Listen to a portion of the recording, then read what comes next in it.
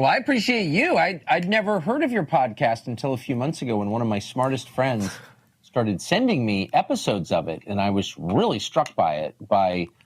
Of course, I agreed with you on the issues, but the sincerity and your totally unadorned delivery, no demagoguery at all, just directly what you clearly really believed. I just thought it was wonderful. So I was like, I want to meet this guy. So anyway, this is a great pleasure for me too. Thank you. Well, I'm definitely going to clip that, and that's going to be my intro to every video I ever do now for the rest of my life. Come on.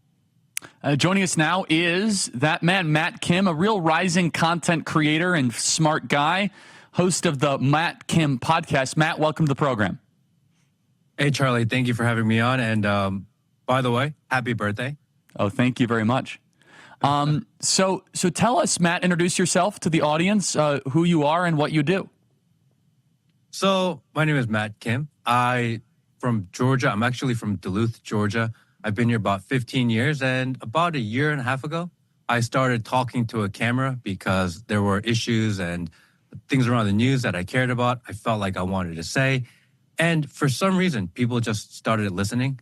I tried to give my most honest, genuine take on anything that I run across, and it's done really well. So I'm super happy to be here. And I mean, wow, I'm on the Charlie Kirk Show. Like, that's pretty amazing. Well, that's very sweet. So Matt, there's lots to discuss here, and we have an event coming up in Georgia, as you well know, in Duluth, Georgia, and it's Georgia for Trump on October 23rd at the Gas South Arena in Duluth, Georgia. We have President Donald Trump, Tucker Carlson, Dr. Ben Carson, Bobby Kennedy, Tulsi Gabbard, and Jason Aldean all confirmed. Now, in Duluth, Georgia, if I understand, there's a significant Asian population. Is that correct? Yeah, about the county in general, Gwinnett County, is about 20% Asian. Wow. And I think most people are actually really conservative. But for some reason, the county has been voting blue for the last 4 or 5 years. Why do you think that is?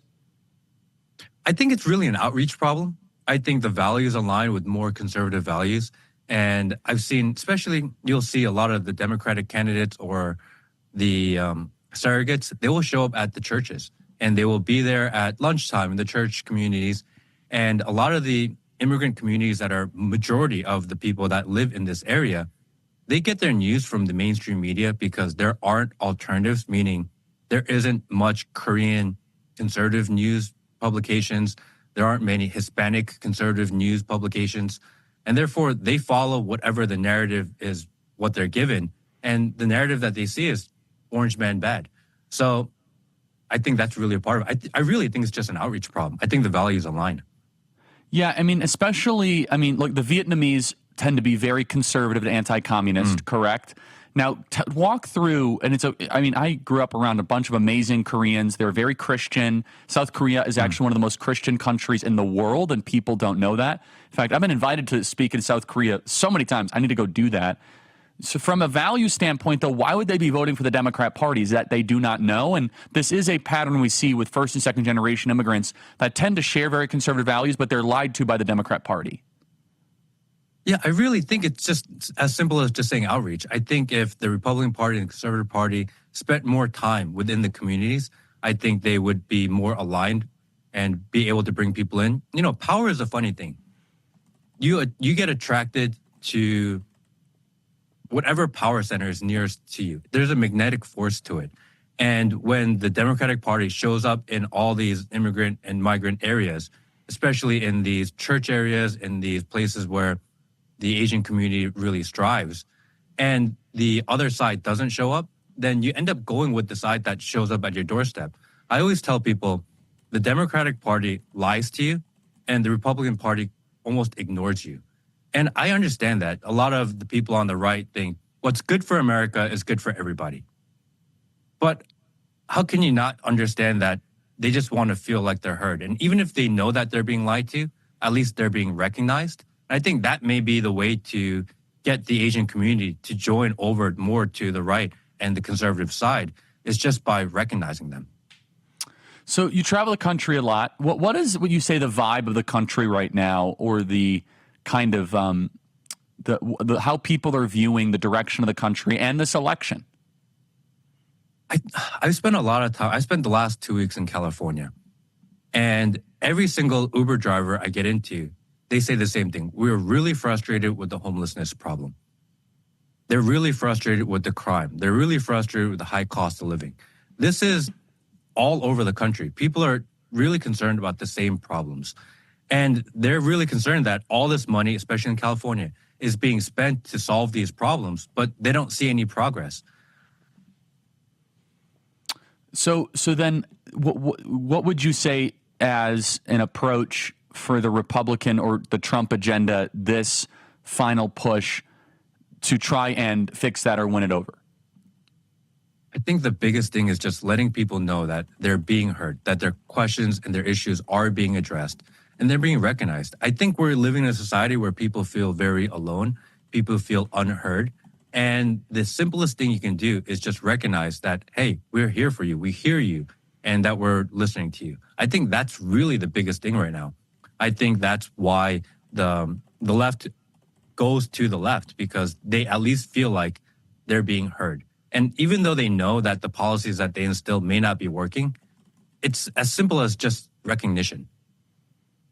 So let me play some tape here, and I would love to kind of get your reaction just more generally. And this is very similar of taking voters for granted. This is CNN's Debbie Dingle. This is in regards to the black community, and I think this is a very important piece of tape. Play cut 18. You just heard Donald Trump making his appeal to black men quite explicit. Your friend, Congresswoman Debbie Dingle, who you campaigned with in Michigan, says that the message she's hearing from black men is, quote, Democrats take us for granted. Donald Trump talks to us directly. Are you concerned about black men voting for Trump or staying home? Well, thank you very much for having me. Yes, I am concerned about black men staying home or voting for Trump. Whoa. That's a pretty telling admission. Tell us what's going on here. Yeah, the squeaky wheel gets the grease. And I've seen a lot of the black community say, hey, we need visibility, and there's the blacks for Trump, there's the Hispanics for Trump. There's not a huge movement for Asians for Trump. And I think the people who kind of raise an issue are the ones that get the acknowledgement. I think that there is a movement of the black community that is becoming more aligned with Trump's values, especially because, people say that Trump is really hard right, but he's not actually that hard right. He's really center.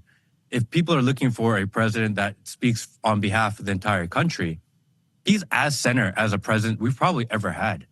I'm actually much more conservative than President Trump is. I wish he was more conservative, actually. I think a lot of people on the right even feel that. But if you're wanting to win an election and you want a president that speaks for everybody, then isn't this what you really want? And the left will say, President Trump is so hard right, he is so extreme right. And I think that's almost laughable because that's so adamantly just not true.